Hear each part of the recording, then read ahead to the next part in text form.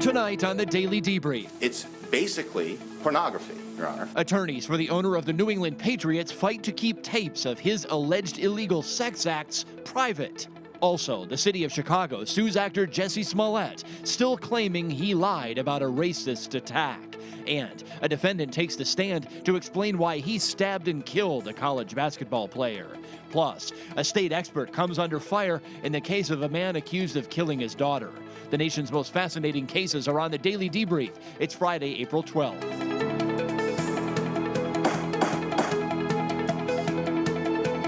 And good evening, everybody. Welcome to the Debrief. Rachel Stockman is here. It's going to be a great discussion. Stacey Delicat. We have one jury still deliberating, so you never know what might happen. First, though, the news. A sex scandal involving an NFL team owner today resulted in his attorneys fighting to keep a key piece of evidence private. New England Patriots owner Robert Kraft did not appear in court, but his attorneys showed up to attempt to keep surveillance video evidence in his prostitution case from becoming public.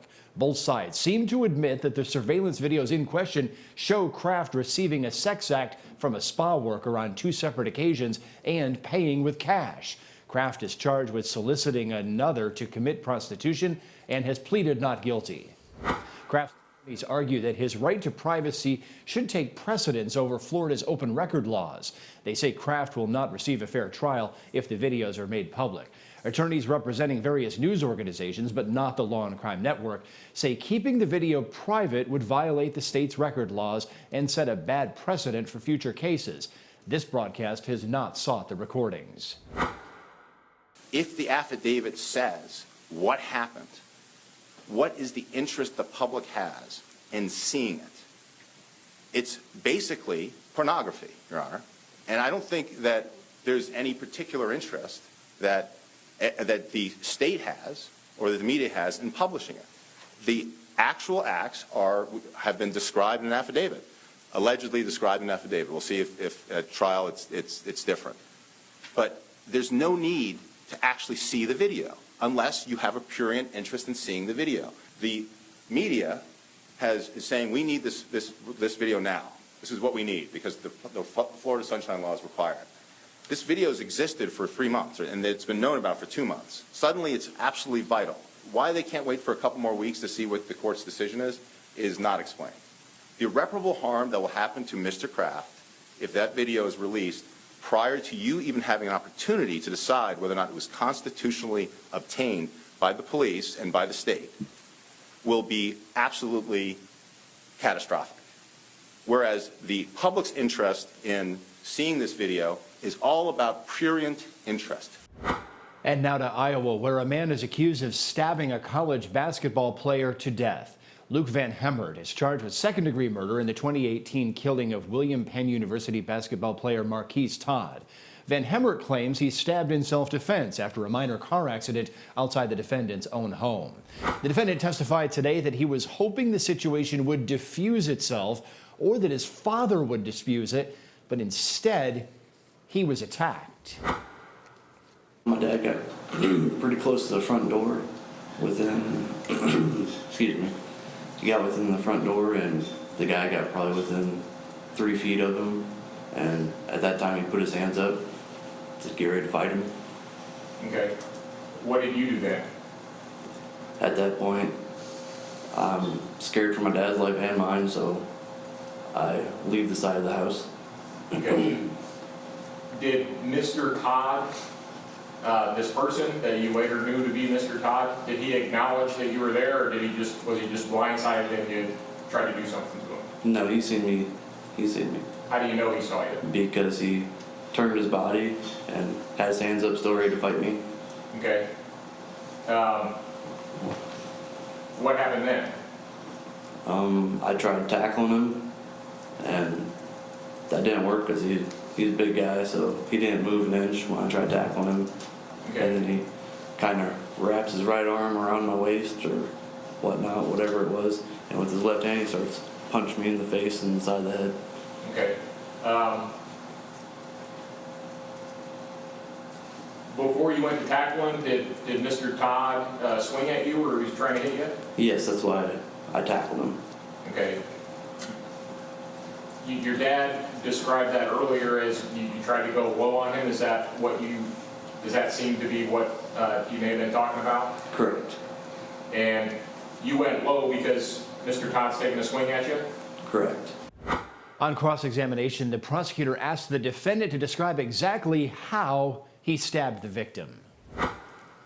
I want you to describe for me how you stabbed Mr. Todd when you say you were on the ground and he was on top. I can't describe it. I was on the ground looking at the ground, so Are you right-handed or left-handed? right-handed. Did you use your right hand to stab him? Yes, sir. Were you holding the knife with the blade this way, or were you holding the knife with the blade this way? That way, sir. This way. Yes. And what did you do? He's on top of you, you're facing the ground? He's on top of me. I'm facing the ground. He's punching me in the face repeatedly. I'm scared for my life, so I do this. You're doing this? Yes. All right. And he's supposedly hitting you, and you stab him through, all the way through his arm, all the way through his chest and into his heart. I don't know, sir. I wasn't looking at him. Also possible that he is following your father toward the door, you're over here, and you come at him with a knife and stab him in the shoulder and stab him in the heart and kill him with no warning. Right? No, sir. Well, your dad said the fight was over before it started. You heard him testify to that. Yes. All right. Didn't sound to me, did it to you, that you had time to get punched 6 or 7 times and rustle around, get thrown on the ground, and reach into your pocket? Was it an open knife? What do you mean, open? Well, it wasn't a buck knife, right? No, I had to open it, yes. That's how the defendant says this all went down. Earlier today, the defendant's father said he had no clue what happened to that knife that they were just talking about. Where'd the knife go to kill Marquise Todd? I have no idea. You talked to your son the next day, apparently, correct? Correct. That's when you say you learned that he'd been the one that stabbed Mr. Todd. You didn't discuss what he used or where it was or No. what he'd done with it. Did Luke leave your presence between the end of this call and when the police showed up? No. He was standing right there with you. Yes. Did you see him hand something to somebody else? There's nobody else there but me and Eli. Well, Mr. Baird had been there earlier. Eli was there. He was gone as far as I knew. Your wife was in the house. His girlfriend was in the house. Eli's blood is in the house. Yep. Anybody handle that knife? Somebody in the house that night? No. No, or you don't know? I don't know.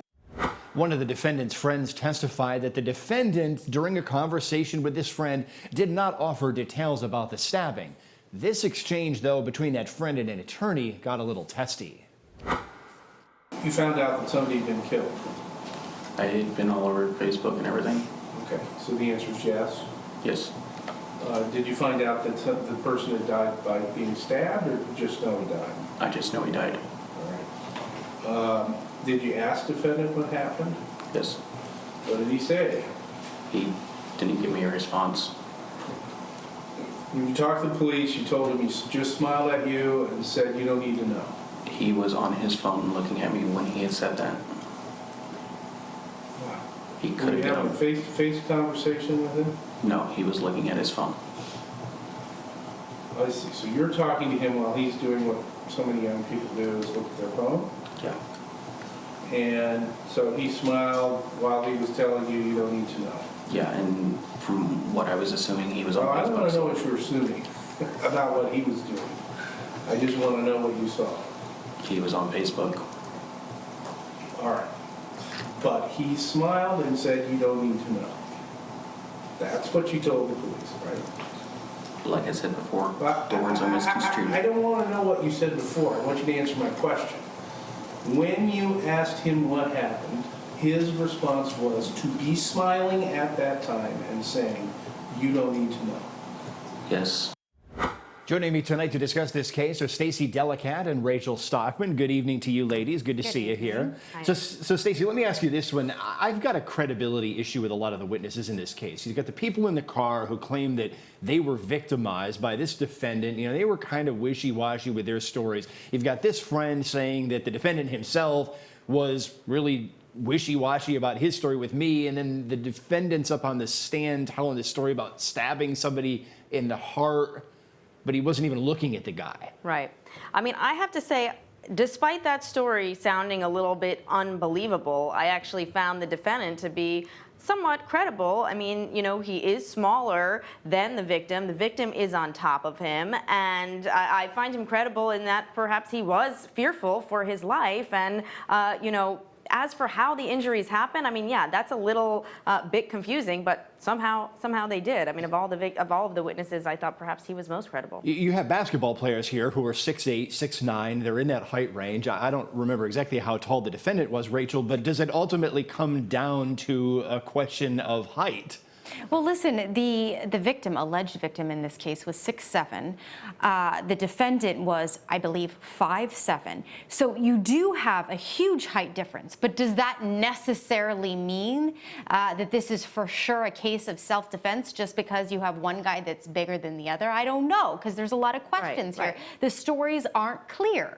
Right. And I mean, the friends, right, the victim and the friends did allegedly go back to the scene. You know, it's like I always say, if anything ever happens in the car, some kind of road rage incident, just drive away and call the police, because you never know what's going to happen. They, you know, the guy who was driving the car elected to bring his friends back and come back, you know, to the scene. Not that the defendant and his father and friends were innocent. You know, they threw a pipe at his car, but it was like these guys, these big basketball players come back for him. You could see how maybe he would be a little bit worried. I mean, the whole thing's a complicated story. The jury's going to have a lot to wade through here. Rachel, interesting version of this defense as well, that the defendant is saying, well, I was in fear, but I was also afraid for my father, who's an older guy. Maybe these big basketball players could have hurt my father. Defense of another. Well, yes, and that is an interesting point that he brought up, but ultimately, with so many of these details a little bit murky and some of the witnesses not being very credible, I think it's going to be a tough case to get a conviction on. I do. All right, let's move back now to the case of a Florida man accused of killing his daughter by throwing her off of a bridge and into Tampa Bay. John Johnchuk is accused of murdering Phoebe Johnchuk. His defense is that he was legally insane and cannot be held criminally responsible. His civil attorney testified that at one point he thought she was the creator. A doctor called by the state testified for 2 days this week that she thinks the defendant was making up symptoms of mental illness. Her testimony has been challenged by the defense because she claimed to have a board certification that the defense says she does not have. This witness wanted to testify that defendant John Johnchuk was a psychopath, but the judge would not allow her to say that. A defense witness tried to tear apart this state witness's credibility. Bring John to his first evaluation with Dr. Lazaro? I called for him and then brought him up there, yes. Did you hear what Dr. Lazaro said prior to that evaluation? Yes, I did. What was it? I heard her say that she didn't need to evaluate him to know he didn't have a mental illness. And still ahead tonight here on the Daily Debrief, we'll talk about that civil case filed by the city of Chicago against actor Jesse Smollett. Plus, deliberations in the case of a babysitter accused of killing a child in her care. We head back inside the courtroom after this.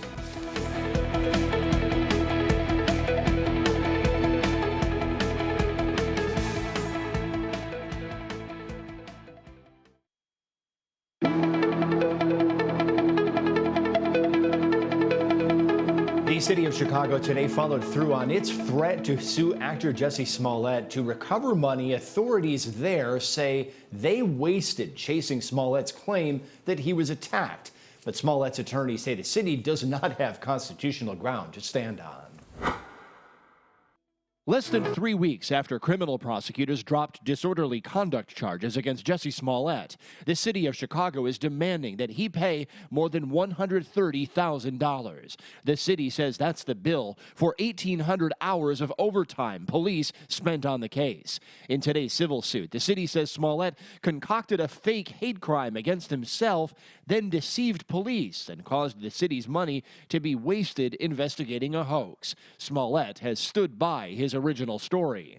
I would not be my mother's son if I was capable of one drop of what I was accused of. Smollett's attorneys did not respond to a Law&Crime request for comment, but in a letter announcing that Smollett would not pay the money, Smollett attorney Mark Garagos wrote that the city was unconstitutionally using a city ordinance against Smollett that was in the books primarily so the city could sue corporations for fraud. The Smollett saga has caused a major rift, with District Attorney Kim Foxx on one side and the city's mayor and police chief on the other. This is a whitewash of justice. Moving on now, a Florida prep school administrator is the latest person to face criminal charges in a nationwide college admission scandal involving several actresses. Mark Riddell is reportedly planning to plead guilty to charges of conspiracy to commit mail fraud, honest services mail fraud, and conspiracy to commit money laundering. Riddell is accused of secretly taking college entrance exams for students or replacing some of their answers with his own. He reportedly received $10,000 for every test he took.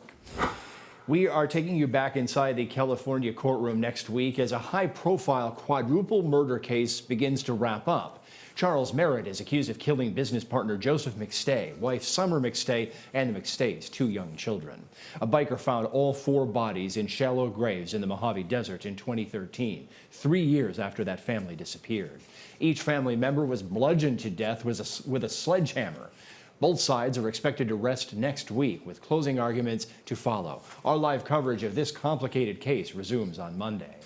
Now to Ohio, where a jury has the case of a babysitter accused of killing a young girl in her care. Lindsay Partin is charged with involuntary manslaughter and 3 counts of endangering a child. Victim Hannah Wesche was just 3 years old when she died. Partin was babysitting the little girl when the little girl is said to have dumped ketchup in a toilet, which the prosecutor said was just typical child behavior. But the prosecutor says Partin lashed out, and the local sheriff says Partin admitted to hitting the child. The defendant herself took the stand in this case, and the jury is still deliberating. Lindsay Partin insisted she did not hurt Hannah and that she lied to investigators to protect other people, such as the child's father. Cause harm to Hannah Wesche on March 8th? I did not. Did you cause harm to her on March 6th? I did not. Did you cause harm to her on March 7th? I did not. Why did you tell the police that you did? Because I wanted to protect everybody. And what do you mean by I wanted to protect everybody? In the first interview, I felt like it was all about TJ. I mean, they even asked me if I was an abused wife, if he was abusing me. And I cared about Jason. I didn't want anybody to be in trouble. On cross-examination, the defendant said she believed she could physically discipline that little girl seemingly without consequences. It's your testimony that on 3/9 of 2018 that you didn't know that admitting to shaking Hannah would get you in trouble. No, I didn't think it would. It's your testimony that on 3/9 of 2018 that you didn't know that shaking Hannah and that you didn't even know if she lost consciousness wouldn't get you in trouble. No, I didn't think so. You indicated that it was your belief you could physically discipline Hannah. Yes. Was it your belief, or did you think, Ms. Partin, that you could poke her chest? I don't know of. Ms. Partin, did you There's an think answer that to that. you could slap her across the face? I have known other moms to do that. That's not so what I'm I asking. didn't think that it was an issue as a type of discipline. That wasn't my question. My question was, it was your belief that you could physically discipline Hannah. Was it your belief that you could slap her across the face to discipline her? Ask an answer. It wasn't answered good. Thank you. Yes. Was it, did you think then Was it your belief that you could squeeze her middle? Yes. Was it your belief that you could hit her on the face with an open hand? Yes. And was it your belief that you could hit her on the chin with a closed fist? Yes. And was it your belief that you could shake her? Yes. The defense says the state failed miserably to investigate the child's father, Jason Wesche, as a possible source of Hannah's injuries. They want to say, we don't know what happened. Well, whose fault's that? Whose fault is that? Do you have 33,000 pages of Jason Wesche's phone? Why not? Because they didn't ask for it.